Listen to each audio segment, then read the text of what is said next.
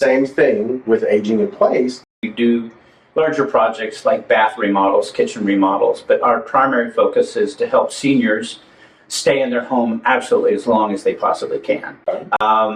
We do that by trying to blend some maintenance aspects to staying in your home with also preparing for longer term care. So it has to do with perhaps installing grab bars or looking at lighting and the flooring. There are transitions that are going to be issues. We also look specifically at, and we have a home assessment process for this, where we sit down and talk to clients about, what are they dealing with in terms of health. And so it's a very personal approach to remodeling, if you want to call it that. And it's an uncomfortable conversation for a lot of people. Nobody wants to say, I'm getting older, I've got arthritis, I've got this issue with my sight now, my husband's dealing with some dementia, I'm dealing with, pain in my hips, whatever things.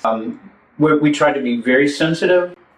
It's almost a doctor-client sort of conversation, and a lot of times we are dealing with not necessarily the parents, but the children of the parents who end up being ad hoc caregiver.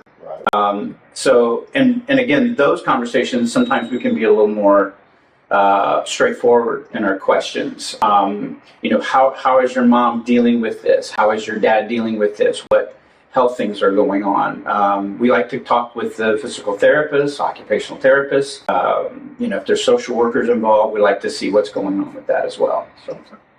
And that's one of the things, so there's a lot to unpack. But one of the things I really liked coming from the real estate side is the aging in place, right? Let's right size. It's not always an answer to downsize or to move to independent living, assisted living. We want the senior to be able to age in place as long as they can. And there are some simple things you can do to make it more comfortable, more inviting, to try to stay in that family home for as long as possible. I think earlier in our conversation, you used the analogy of the frog in the boiling pot. You put the frog in the cold water and you slowly turn up the heat. You don't realize it. Same thing with aging in place. A lot of things you don't realize are happening. So I think that's a great, even if there's no modification to be made, there's nothing to do to at least have that preventative mindset to get that done.